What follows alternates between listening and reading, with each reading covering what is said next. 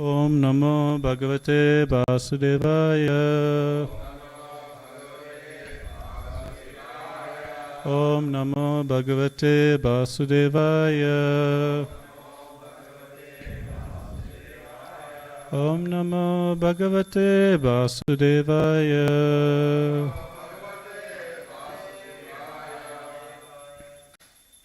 Reading from Srimad Bhagavatam, Canto number 4, chapter number 25, titled The Characteristics of King Puranjana. Text number 28. Tvam hrir bhavani asyata vagramapatim.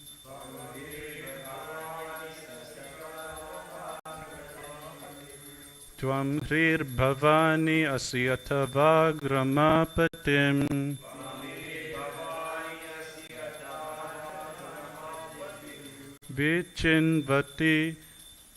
Vichinvati kim munivadraho vane. Vichinvati kim munivadraho vane. Tvad angrikamapta samastakamam.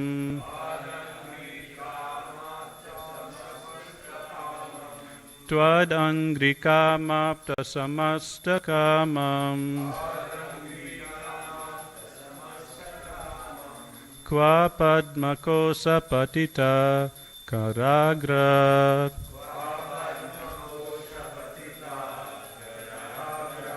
Kva padmakosa patita karagrat.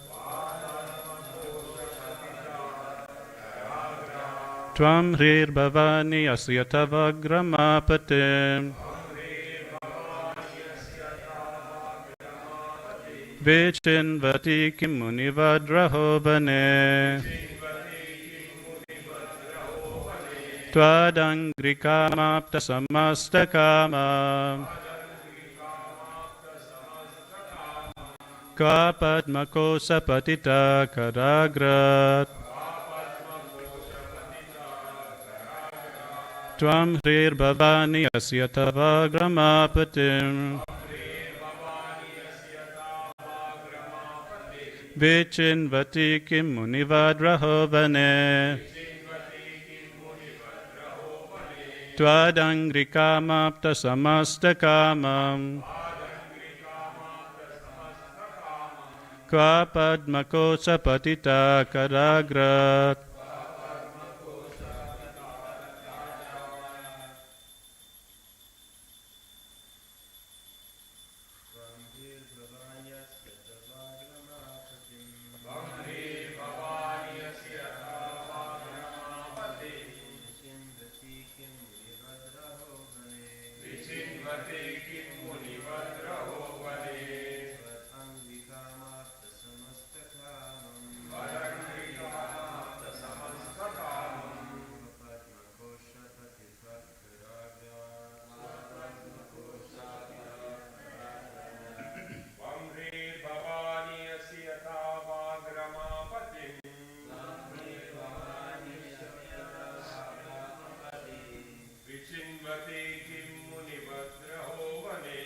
Vichinvati kim munivadraho vane. Tvadangrika samastakamam. Kva padmakosa patita karagra. Tvam hrir bhavani asyata vagramapatim. Vichinvati kim munivadraho vane. Tvadangrika samastakamam. Kva padmakosa patita karagrat. Tvam hrir bhavani asyata vagramapatim. Vichinvati kim munivadraho vane. Pradangvikamaptasamastakāmam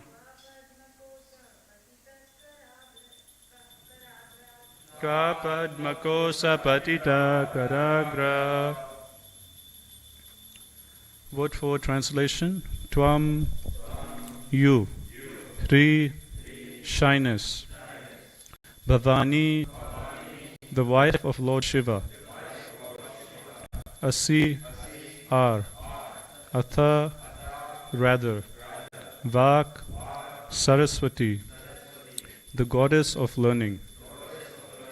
Brahmā, the goddess of fortune. Patim, husband. Vichinvati, searching after, thinking of. Kim, are you. Munivat, like a sage. Raha, in this lonely place. Vane, in the forest. Tvad angri, your feet. Kama, desiring. Apta, achieved. Samasta, all. Kamam, desirable things. Kwa, where is. Padmakosa, the lotus flower. Patita, fallen. Kara, of the hand. Agra, from the front portion or palm. Translation and purport by His Divine Grace Srila A.C. Bhaktivedanta Swami Srila Prabhupada. Srila Prabhupada ki jai. Translation. My dear beautiful girl, you are exactly like the goddess of fortune, or the wife of Lord Śiva, or the goddess of learning, the wife of Lord Brahmā. Although you must be one of them, I see that you are loitering in this forest. Indeed, you are as silent as the great sages. Is it that you are searching after your own husband?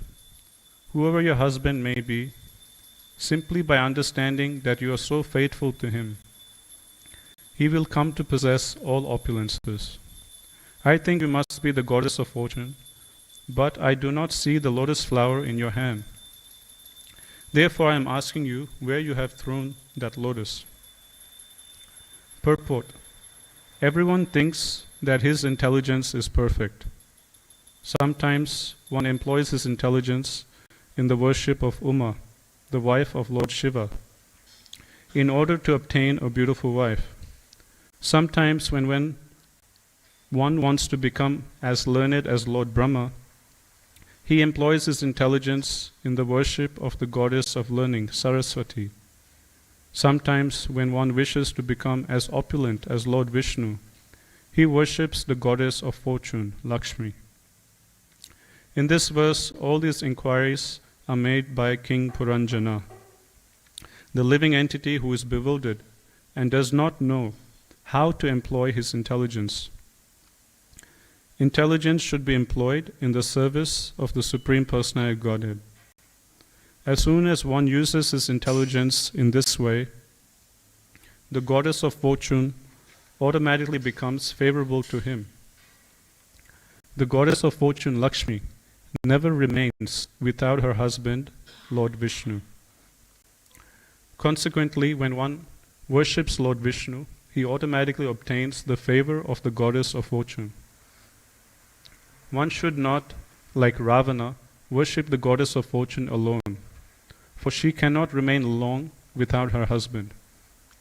Thus her other name is Chanchala, or restless. In this verse it is clear that Puranjana is representing our intelligence while he is talking with the girl. He not only appreciated the shyness of the girl, but actually became more and more attracted by that shyness. He was actually thinking of becoming her husband, and consequently was asking her whether she was thinking of a prospective husband or whether she was married. This is an example of bhoga ichcha, the desire for enjoyment. One who is attracted by such desires becomes conditioned in this mature world, and one who is not so attracted attains liberation. King Puranjana was appreciating the beauty of the girl as if she were the goddess of fortune, but at the same time he was careful to understand that the goddess of fortune cannot be enjoyed by anyone except Lord Vishnu. Since he doubted whether the girl was the goddess of fortune, he inquired about the lotus flower she was holding. The material world is also the goddess of fortune, because the material energy works under the direction of Lord Vishnu. As stated in Bhagavad Gita, Maya dakshena prakriti suyate sa chara charam. The material world cannot be enjoyed by any living entity. If one so desires to enjoy it, he immediately becomes a demon like Ravana, Hiranyakashipu or Kamsa. Because Ravana wanted to enjoy the goddess of fortune, Sita Devi, he was vanquished with all his family, wealth and opulence. One can, however, enjoy that Maya bestowed upon the living entity by Lord Vishnu. The satisfaction of one's senses and desires means enjoying Maya, not the goddess of fortune. Om Jnana Timirandasya Jnananjana Salakaya Chaksul Manitam Yena Tasmai Shri Gurave Namaha. Jai Shri Krishna Chaitanya Prabhu Nityananda Shri Advaita Gadadhara Shivasadi Gaur Bhaktarinda. Hare Krishna Krishna Krishna Hare Hare Hare Rama Rama Rama Hare Hare.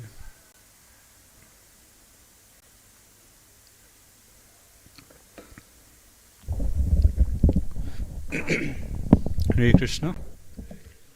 Thank you for coming to Srimad Bhagavatam class today.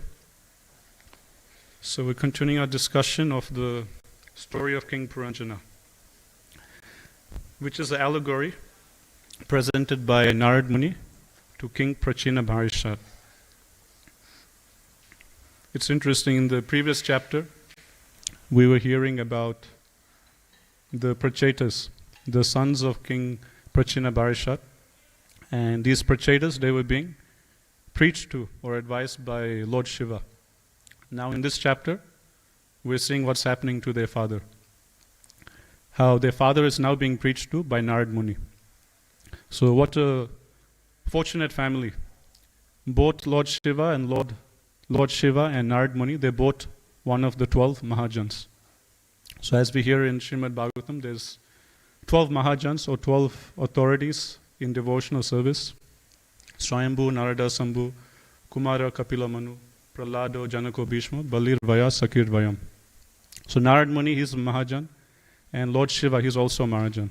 So in the previous chapter, we saw one Mahajan, Lord Śiva, preaching to the sons, the Prachetas.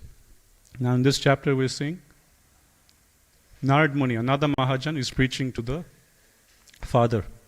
And interestingly, Prabhupada, he mentions in one of these purports that these things are happening simultaneously. Simultaneously, while Lord Śiva is preaching to the Prachetas, advising them, at the same time, back at home in the kingdom, Narad Muni is preaching to King Prachina Bharishat.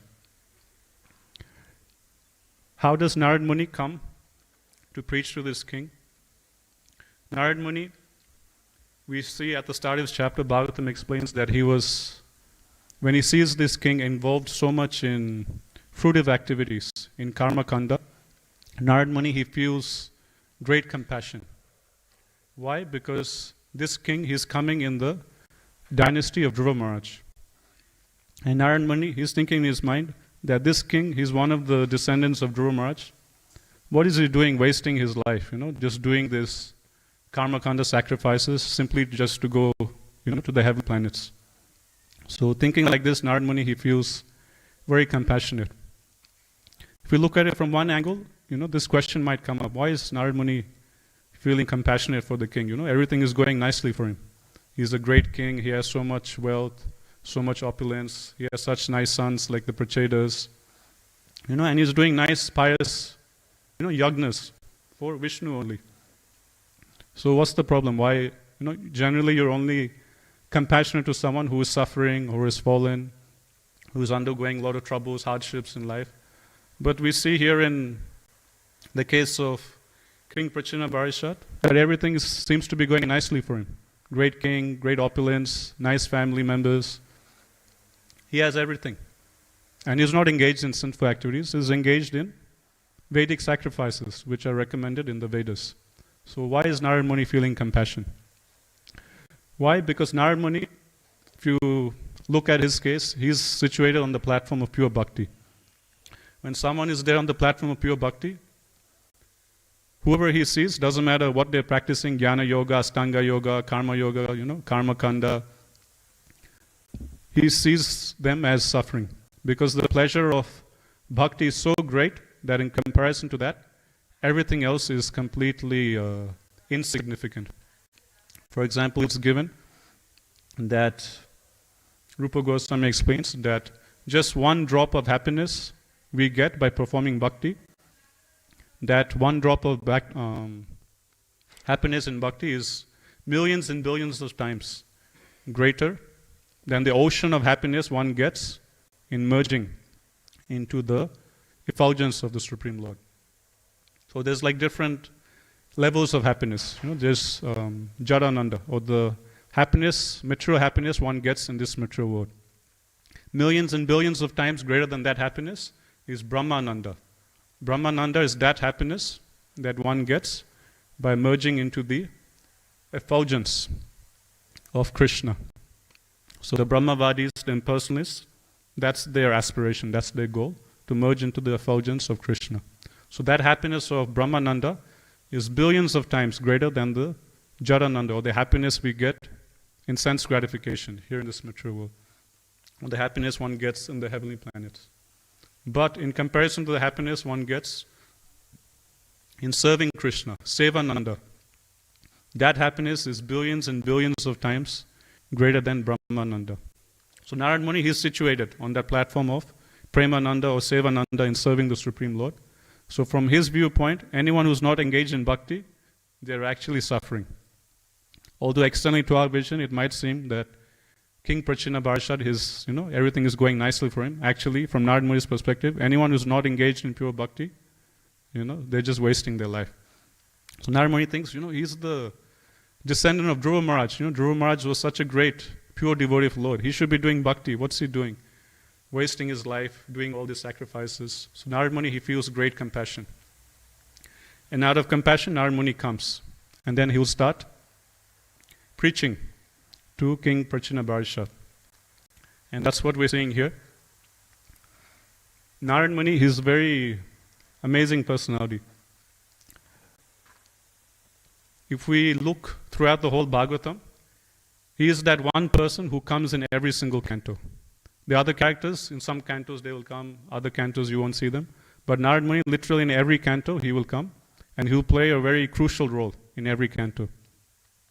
Either he'll come as the instructing spiritual master of a particular personality, or he'll come as a divine messenger. He'll come to give some message to someone for the sake of Krishna's pastimes. For one example, like in 10th canto, he'll come to Kamsa as a divine messenger and tell Kamsa, hey, do you know that the son of Devaki and Vasudeva, they're actually in Vrindavan. The sons of Nanda Maharaj and Mother Yashoda, that's actually the same son of Vasudeva. They've been hiding there all this time. You should do something about it. So like this Narad Muni, in each and every canto he will come up, either as the instructing guru for a particular personality, or as a divine messenger. To push forward the pastimes of Krishna, he will come and as a messenger. Let's take first canto. In first canto, we see Narad Muni, he will come and preach to Vedavyas, right?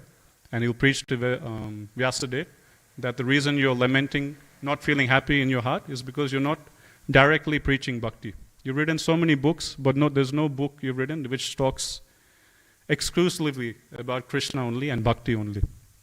So because of Narad Muni's instructions to Vyasadeva, he then writes Srimad Bhagavatam.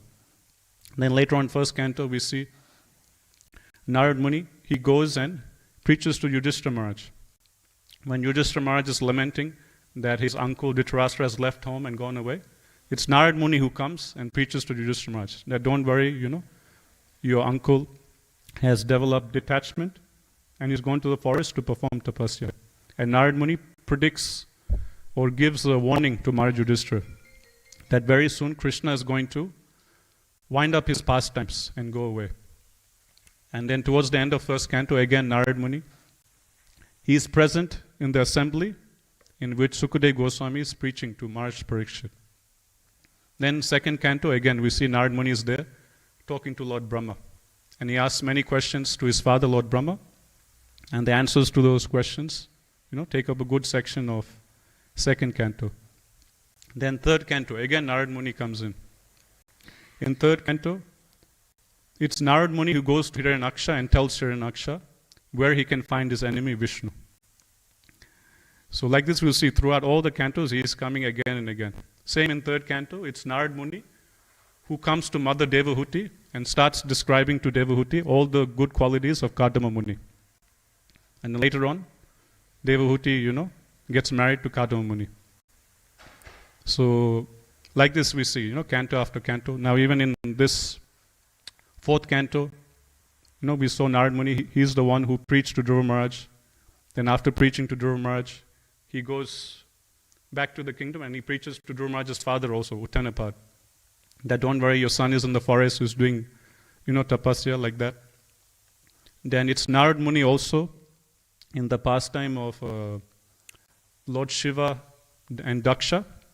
It's Narad Muni who goes to Lord Śiva and tells Lord Śiva that your wife has committed suicide because of the ill treatment of your father-in-law Daksha. So he's the one who goes and gives this crucial news to Lord Śiva.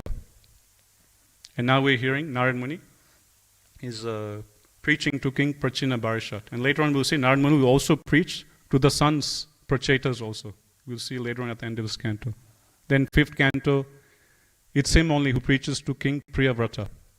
At the start of fifth canto, sixth canto we'll see he's preaching to King Chitraketu and how he converts all the sons of Daksha into brahmacharis. Thousands and thousands of sons of Daksha. He preaches to them, makes them brahmacharis.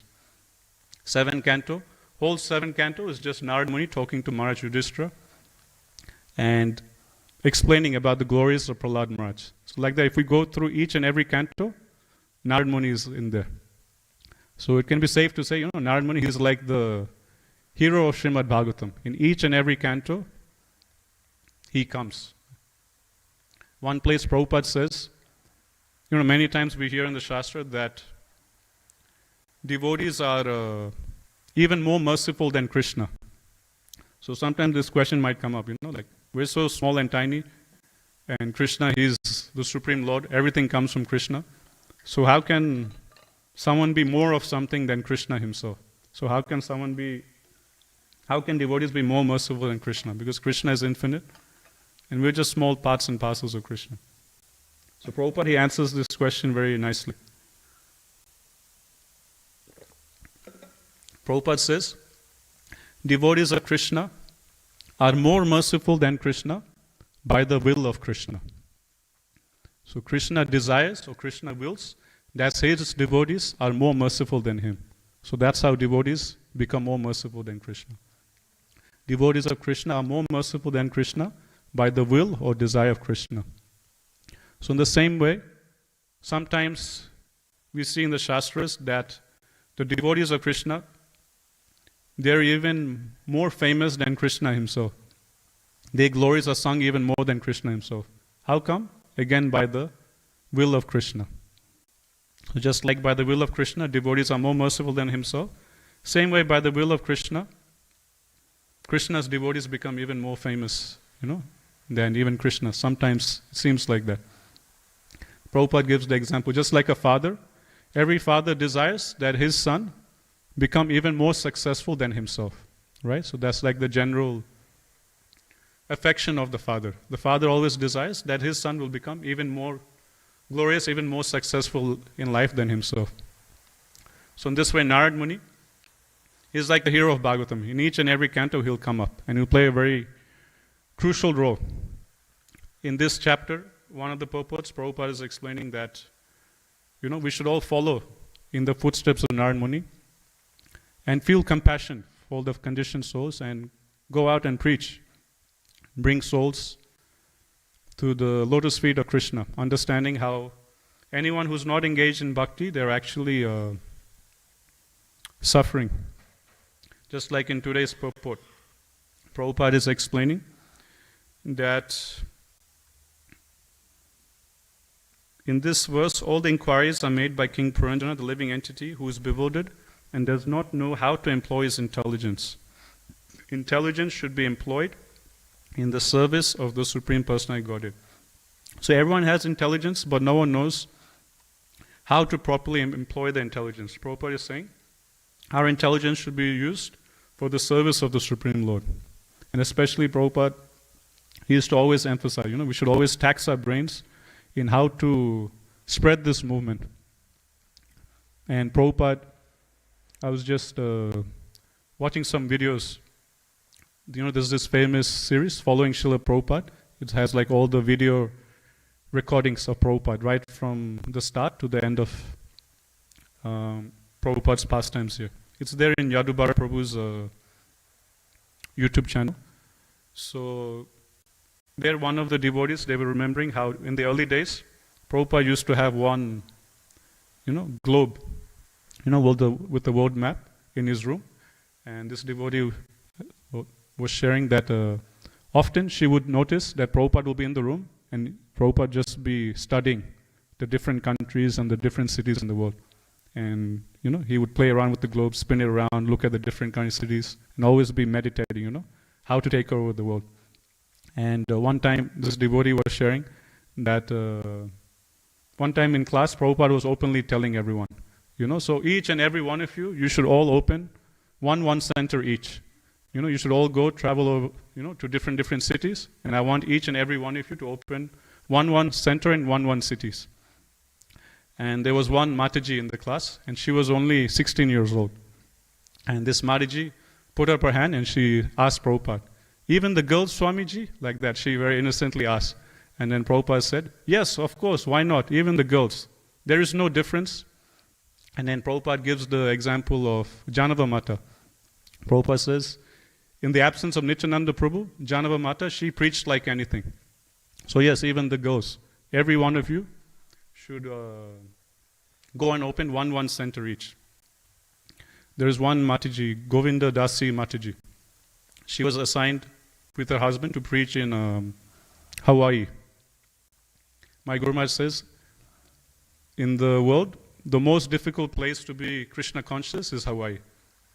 Because it's like heaven on earth. There's so much sense gratification there, it's very hard to be Krishna conscious. He gives a list of different cities. Number one is Hawaii, to be most difficult place to be Krishna conscious.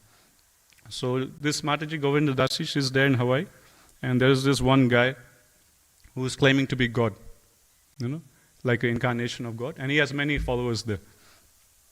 And one day, the followers of this, so-called God or so-called incarnation, they're having their Istagosti, or they're having their get-together, and this Mataji, she's feeling like so compassionate, on these guys, how they're getting misled and how they're wasting their life, just following this rascal. So she just goes right in the middle of them, and there's like this, you have these benches. She just stands on top of one of the benches and just loudly starts preaching to them that this man, you're worshipping him, how can you say he's God? God is supposed to be the most beautiful. This man is ugly. How can God be ugly? Have you looked at him like this? She starts, fearlessly preaching to these innocent people who are being misled. Then later on, news of this comes to Prabhupada. That, Govinda Dasi Mataji, she was there and she was preaching to these guys, that, they're being misled. This person can't be God. How can God be ugly? God has to be the most beautiful. And when Prabhupada heard this, Prabhupada was so pleased. Prabhupada told the managers at that time of Back to Godhead magazine that in the next Back to Godhead magazine we publish, you should write an article about Govinda Dasi Mataji. So I want this story of Govinda Dasi Mataji in the next Back to Godhead magazine, an article about her. And then Prabhupada also tells the editors the title of that article. Prabhupada says, and the title of the article you should write, Heroine Govinda Dasi. That should be the title of the article. And then you should describe how she went and preached. So this was Prabhupada's mood, like if anyone engaged, in preaching and doing outreach, in expanding the movement, Prabhupada was very, very pleased. I was reading a Great Transcendental Adventure, by Kurma Prabhu, about the history of Prabhupada in Australia and New Zealand, how Prabhupada started here in Australia and New Zealand. And initially there was this one devotee, Upananda, who puts forward this idea to Prabhupada that, I'm thinking of going to Australia and start, Krishna consciousness there. And immediately Prabhupada writes back a letter. It's like, yes, this is very good. Blessings of Mahaprabhu on you. Please make plans, make arrangements and go there immediately. Prabhupada was so happy. But unfortunately, this person, he couldn't get visa to go to Australia. And it didn't work out. Later on, there was this other devotee. His name was Bali Madan. And he was in Tokyo, preaching in Tokyo, Japan. And he was doing Harinam in Tokyo. While he's doing Harinam in Tokyo, a group, or like a couple, who had just recently visited Australia, Sydney, they came up to Bali Madan Prabhu, who's doing Harinam in Tokyo. They told him that, why don't you go and, do your thing in Australia? I just recently came from Australia. And people seem to be very favorable there. People are interested in meditation, they seem very open. I think that will be a good place for you to try out. And this person tells Bali Madan Prabhu that I also have contact of one couple in Sydney who can also help you find accommodation, when you go. So when Bali Madan heard this, he immediately writes to Prabhupada, that this offer came.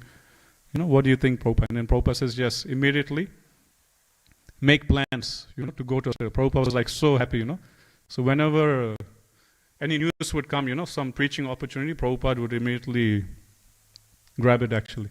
And immediately encourage devotees to just go, expand the movement. Then this devotee, Bali Madan, what he does, he writes a letter to all the temple presidents of America, saying that I'm going to go to Australia to start Krishna consciousness in Australia, Sydney. Please, can any of you spare one brahmachari, for me, or one devotee who I can take with me, for preaching.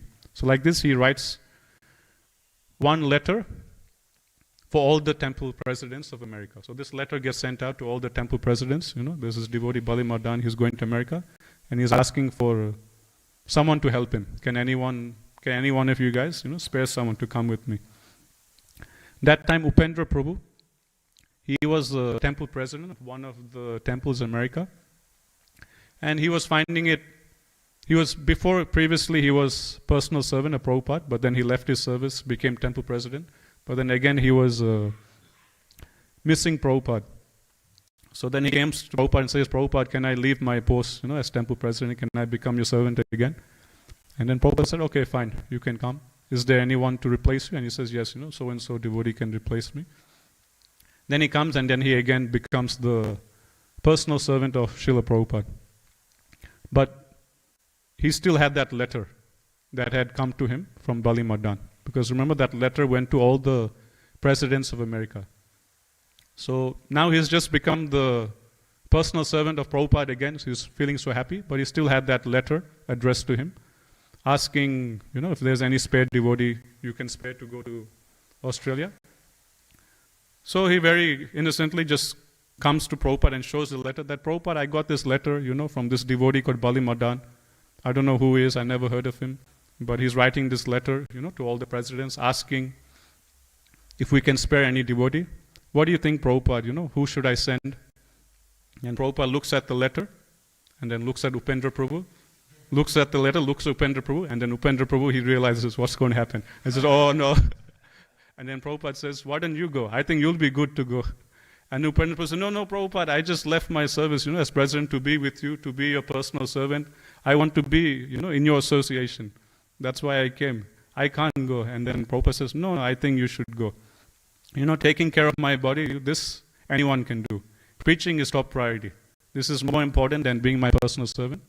You go to Australia, you assist Bali Madan in preaching.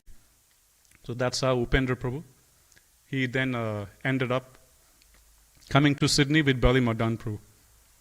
So these two devotees you can remember, Bali Madan Prabhu and Upendra Prabhu. They're like the two fathers of Krishna consciousness in Australia. They first came to Sydney, started up Krishna consciousness in Sydney, and then they spread it to other cities. So you can read that book by Kurma Prabhu, The Great Transcendental Adventures. Very nice book to read. So Prabhupada says, like Narad Muni, we should follow in his footsteps and we should travel and preach, make new devotees. Just like we're seeing Narad Muni doing here in Bhagavatam. So this is the mood of a devotee. A devotee is para dukkha dukkhi. He feels sad upon seeing other people suffering, and he does something about it. He understands that everyone in this world, they can only be happy if they come to Krishna's lotus feet. So that's how Narad Muni comes here, and he starts preaching to this king, Prachina Barishat. And it's very interesting how Narad Muni is preaching to him. Prabhupada explains that the definition of Acharya is one who comes up with newer ways to preach the same message of Krishna consciousness according to time, place and circumstance. So Prabhupada says this is one of the duties of an Acharya, that he should think in his mind how I should present the philosophy, how I should make people in the current circumstance into devotees according to time, place and circumstance. Just like even with our Prabhupada, he made so many adjustments when he came to America. For example, in Vedic culture, there's no such thing as Brahmacharini ashram. But Prabhupada, he started Brahmacharini ashram. Sannyasis, they don't get involved in marriages, but in the early days, Prabhupada, he used to conduct, marriages for his early disciples. So like there's so many adjustments Prabhupada made according to time, place and circumstance. Same thing we're seeing here with Narad Muni. This is actually, Prabhupada says, this is actually Narad Muni's indirect preaching. So Narad Muni's indirect preaching is, when we're reading, is quite heavy. You can imagine what would Narad Muni's direct preaching would be like. So instead of just upfront telling Puranjana, you're in Maya, you're wasting your life, you're just going to take birth as, so and so forth. He's presenting the whole philosophy in the guise of a nice story, nice allegory. It was like a story which is like metaphorical. All the characters in a story, they represent something. So in this way, before he does this, he shows him just like sometimes, when devotees, they give classes or seminars, they do like a presentation, they use the PowerPoint, right? And they present some photos or some slides or some video, multimedia presentation they do, to engage the audience, to put forward the message more vividly. So same thing Narad Muni does here. Before he starts speaking, he gives his own, multimedia presentation. He shows a 3D presentation of all the animals that King Prachina Barishat has killed while performing sacrifices, and how all these animals are waiting to get revenge. Now, one interesting thing is, we hear in Shastra that when we do Vedic sacrifice, properly according to the Vedas, and when the animal is sacrificed, that animal actually gets a human body in the next life. So actually, when the animal is sacrificed, we're actually doing good to the animal, because we're directly promoting him to the human form of life in next life. So how is it that Narad Muni is telling King Prachina Barishat that these are all the animals who are waiting to kill you? So Prabhupada, he explains in his purport that with these Vedic sacrifices, sometimes there are small mistakes or there are discrepancies in the sacrifices. Sometimes the Brahmanas, they mispronounce a mantra, or there's this error, that error. So when any small little error or mistake happens in these karmakandic sacrifices, then the animal, instead of getting a human body in next life, it won't get promoted actually.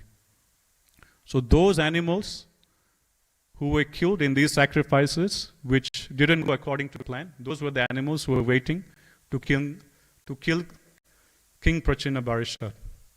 So this king, he had done thousands and thousands and thousands of animal sacrifices. So in those thousands and thousands of animal sacrifices, most sacrifices went according to plan, and the animal was promoted to human birth. But many sacrifices, the brahmanas or someone did something that certain errors happened in the sacrifice. So in those sacrifices which didn't go according to plan, those animals couldn't get promoted. So those hundreds of animals who were sacrificed in those sacrifices which didn't go according to plan, those were the animals waiting for King Prachina Barsha. So in this way, Prabhupada explains that these karmakanda sacrifices, they're very risky. Any small mistake we do in these karmakanda sacrifices or in worshipping the demigods, we'll get the opposite result. So it's dangerous. Whereas with Krishna in bhakti, it's not like that. Krishna is the opposite. It said that, Lord Jagannath, he has big eyes. He has big eyes not to find small faults in us, but it's the opposite. He has big eyes to see small good qualities in us, We're like ocean of faults, and we have small good qualities. With his big eyes, he will find that small, good qualities. And it's given that our small good qualities, he will expand. And he will think that as something very, very great or very, very big. So, bhakti is the opposite. So that's why Shastra recommends, just perform bhakti. Don't waste your time with this karma kanda sacrifices. One small mistake you do, you'll get the opposite result. So first Narad Muni, in his preaching strategy, he first gives him a multimedia presentation for all the animals waiting to kill him. Then this king becomes shocked. And initially he establishes common grounds with the king. He tells the king that the purpose of life is to mitigate suffering, and the purpose of life is to enjoy happiness, increase happiness, and to mitigate suffering. And the king says, yeah, that sounds right. Purpose of life is to mitigate suffering and to increase one's happiness. So he doesn't directly just tell the king, purpose of life is to attain Krishna Prem, to become eternal servant of Radha Krishna. So he's preaching to king on his level. Just like when we distribute books, we tell people, this book on meditation, it will help you get free of stress. Everyone is stressed out, so if you tell them this will help you get free of stress, they can relate to it, So you establish common grounds. You relate to people based on their level. So same thing Narad Muni is doing. He's not just telling him, you should be working towards developing the love of Krishna, so and so forth. No, he tells him, okay, purpose of life is to mitigate suffering and to increase happiness. But, Narad Muni says, this you can't achieve by the sacrifices you're doing. By doing this karma kanda sacrifices, that is not the process by which you can get happiness and mitigate suffering. Now he is telling the story of King Puranjana. So this whole story of King Puranjana, the purpose of this is to help create detachment in the heart of King Prachina Barsha. Detachment from material life, detachment from sense gratification. So when we're reading this pastime, same effect should come upon our hearts. We should become more detached from material life, from material existence, from sense gratification. So this quality of vairagya is very important. There's one verse, Chaitanya Charitamrita. Mahaprabhura Bhakta Ganara Vairagya Pradhan Iha Deki Pritihana Gaura Bhagavan. So this verse explains that there is one defining characteristic of all the associates of Chaitanya Mahaprabhu. So if you want to find one defining characteristics of all the devotees of Chaitanya Mahaprabhu, it's this quality of vairagya. Mahaprabhura Bhakta Ganera Vairagya Pradhan. So this is the one defining characteristic of all the devotees of Chaitanya Mahaprabhu, which is vairagya. Iha Deki Pritihana Gaura Bhagavan. So that Gaura Bhagavan, that golden Bhagavan, Chaitanya Mahaprabhu, when he sees this quality of vairagya being displayed by his devotees, he becomes very pleased. Iha Deki, when he sees Pritihana. Pritihana means he becomes very happy and pleased when he sees this quality of vairagya being displayed by his devotees. So most of the devotees of Chaitanya Mahaprabhu, they're not like sannyasis or brahmacharis, they're actually householders. So all the devotees of Mahaprabhu, the sannyasis, the brahmachari devotees, the householder devotees, they all had this quality of vairagya. Vairagya, or detachment from what? Detachment from material life, detachment from sense gratification. Whatever they did in their lives, regardless of whatever ashram they were in, was simply for the pleasure of the Supreme Lord. Krishna Sukha Hetu. Whatever they did was simply to please Krishna and Krishna's senses. So that's the definition of love. And definition of lust is to act to please our own material senses. So this quality of vairagya is very important. And this is what Narad Muni is trying to invoke in the heart of King Prachina Bharshat. So he's telling the story of King Puranjana. So this King Puranjana, he is actually none other than us. So Puranjana is actually, Prabhupada translates as the living entity who's trying to enjoy within the body. So Jana means the soul or the living entity. Like we have one devotee, Jana Pavana Prabhu, who got initiated last year. So Jana means the living entities, Pavana means the deliverer. So Jana Pavana, that's like a name of Krishna or Mahaprabhu. Krishna, the deliverer of all the living entities. Same in Puranjana refers to the living entity who is within the body trying to enjoy. So as the story goes, this Puranjana, he was wandering all over the universe, trying to find a nice place of residence. But no matter wherever he went, he wasn't feeling happy and satisfied. There was some insufficiency. In every residence, he looked all over the universe. So that's compared to the jiva, traveling all over the universe, taking birth in different species of life. Sometimes animal species, sometimes demigod species, Gandharva Loka, Naga Loka, here, there. But the nature of this material world, wherever we go, all the way from the top to the bottom, there is birth, death, old age, and disease. There's the threefold sufferings of material life. So no matter which residence we take up, which material body we take up, we'll always be unhappy and satisfied. One can never be materially happy in this material world, no matter what body he takes. So like this Narad Muni explains, this Puranjana, he was trying to find a nice place of residence, but no matter where he went, he wasn't feeling happy, satisfied. Then finally it said that one day, on the southern side of the Himalayas, he comes across a nice city, in the land of Bharatvarsha. And this city has 9 gates. So then the description continues, how he enters this city, what he sees. So this city of 9 gates is actually the human form of life. So it said that out of all the material bodies one can take, this human form of life gives one the facility for maximum sense gratification. So that's why finally he comes and settles here, in this human form of life. But that's not the purpose of human form of life, to engage in sense gratification. But compared to the other species of life, human form of life gives maximum opportunity or facility for sense gratification. Then Narad Muni explains that this King Puranjana, he has one friend. And the name of that friend is Avigyata. Avigyata literally means the unknown one.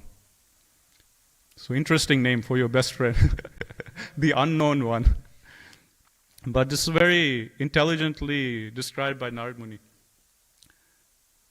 It will just come up in one verse and then we don't hear about this friend of King Puranjana for the next, hundreds of verses.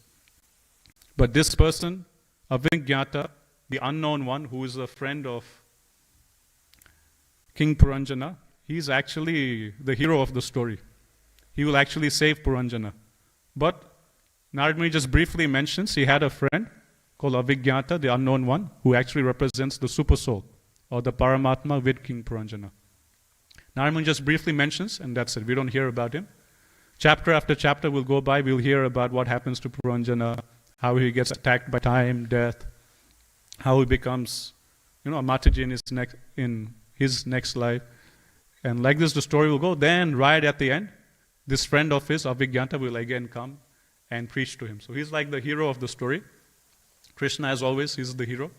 So that's his friend, Avigyata. So his name is Avigyata, or the unknown one, because out of illusion or ignorance, all conditioned souls, they don't understand that actually the best friend is right there with them, within their hearts. That's why he's called the unknown one. Krishna is right there within our hearts, our best friend. But out of illusion, Maya, no one knows, no one can understand. So this Narad Muni wants to, preach to King Prachina Barishat. There's one nice example given in Bhagavatam. Like there's this one animal, I think a deer.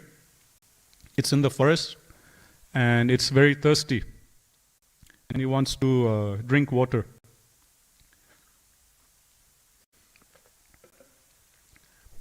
And right in front of him, in the vicinity in which the deer is, there's actually a big pond full of water. But the problem is that water is covered with grass on the top. Sometimes you see ponds, from a distance, there's grass growing, But if you come closer, you'll see actually under the grass, it's actually a big pond, It's like there's actually so much water. So right in front of the deer's eyes is a big pond full of water, by which if it drinks, it can quench his thirst. But out of ignorance, it doesn't understand. It just sees the grass growing on top, and it can't understand that right in front of him, right in front of his eyes, is a whole pond of water.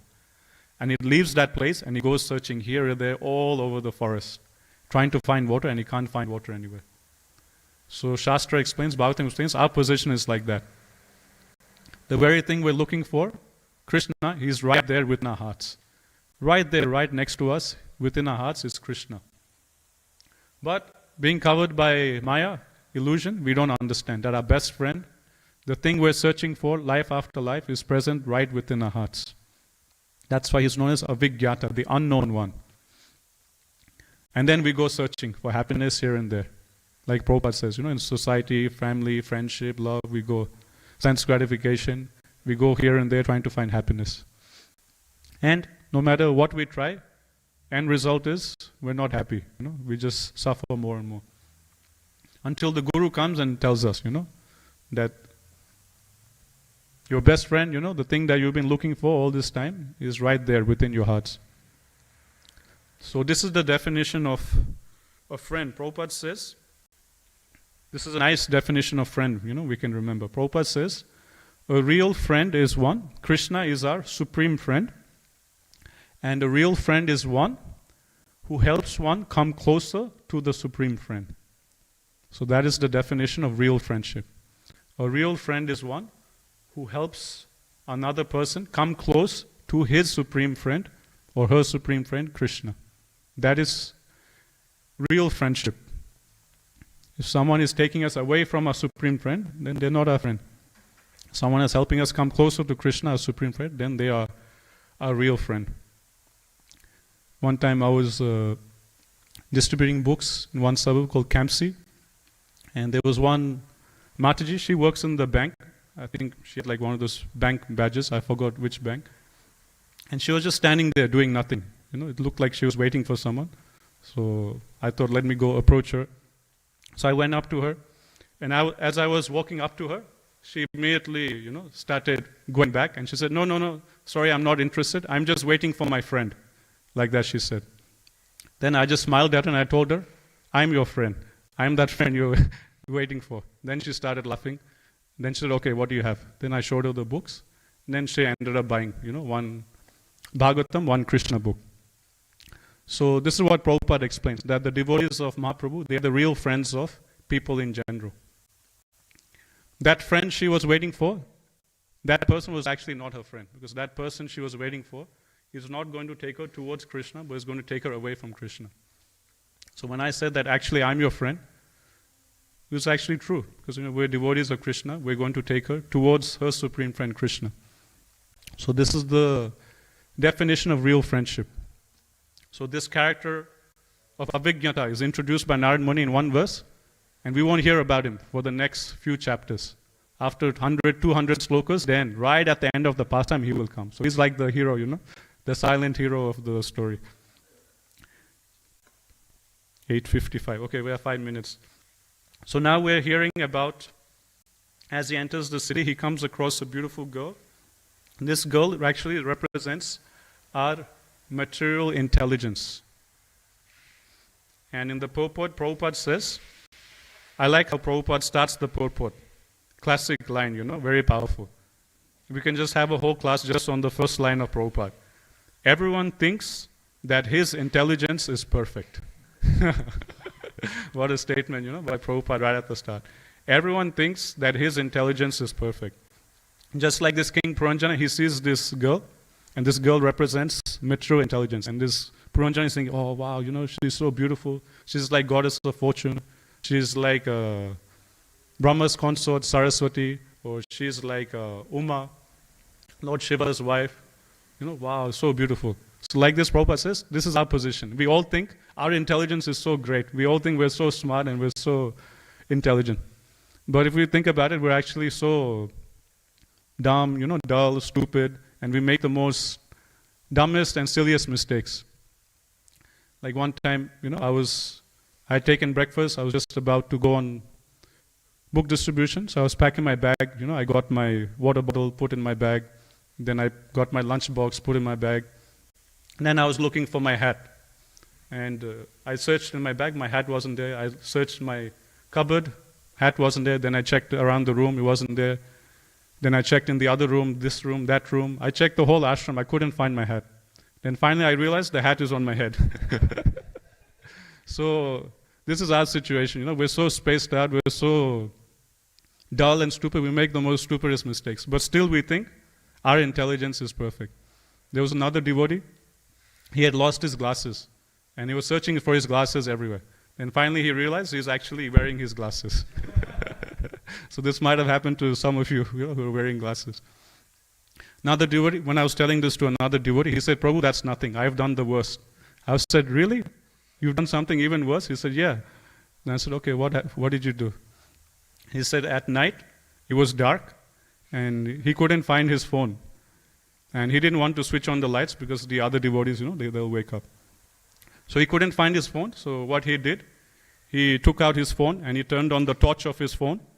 And with the torchlight of his phone, he was looking everywhere. Where is my phone? Then finally he realized, actually, I'm holding my phone. So I think he was half asleep when he was trying to find his phone. So this is our situation. My Guru Maharaj says, in Kali Yuga, there's two kinds of people. There's the slow and super slow. So some of us fall in the category of slow. Others, we fall in the category of super slow. So this is our position. So we need to be humble. That is the first step in spiritualization, that we need to be humble. We should not be proud of our intelligence. If we think we know everything, then we can never learn anything. Right? That's why in Vedic culture, one first gets brahmachari training right from the age of 5. And the very first thing he's taught in Gurukul right from the age of 5 is how to be humble, how to be a menial servant. Right? Narmuni says, Brahmachari Gurukule Vasan Danto Guror Hitam Acharan Dasava Nicho Guru Sudrida Sohrida. So this verse sums up Brahmachari life in one sloka. Spoken by Narmuni himself, Naistik Brahmachari. So Narmuni says, Brahmachari Gurukule Vasan Danto Guror Hitam Acharan Dasava Nicho. Achar means behavior. By behavior, Acharan Dasava Nicho. Dasa means servant, Nicho means very lowly. By behavior, a brahmachari should act like a very lowly, menial servant. That is how brahmachari training is. So right from the age of 5, this is how in Vedic culture children are trained. How to be a menial, humble servant and just follow whatever the Guru says. So humility is key to go back home, back to God. That's why right from the age of 5, submissiveness, humility is taught to little children. Because if someone is proud, thinks he knows everything, he can never learn anything. Then he has to take another material body again. So that's why to cultivate his qualities, humility is very important. And we're hearing in today's verse purport that nature of conditioned soul is, he thinks his intelligence is perfect. He thinks he knows everything. And as devotees, we also suffer the same thing, After practice some time, we think that, we know everything, that, who's this devotee to advise me? Who's that devotee to advise me? And we can't take correction, we can't take feedback. But we should be humble and we should understand that actually we make so many mistakes, actually there's so much room for improvement. Chaitanya Charan Prabhu, he says, all of us, we should have at least one devotee in our lives whom we trust more than our own minds. Okay? So you can remember this. All of us, we should have at least one person in our lives whom we trust more than our mind. And when that devotee points out we're doing this wrong, doing that wrong, we should improve on this, we should trust him over our own mind intelligence, and we should take that feedback and follow. That way we can improve ourselves and become better devotees. Okay, we're past time. We'll have to stop here. It's 9:01. Gantraj Srimad Bhagavatam ki jai. Jaguru Srila Prabhupada ki jai. Jai Gaur Premanande.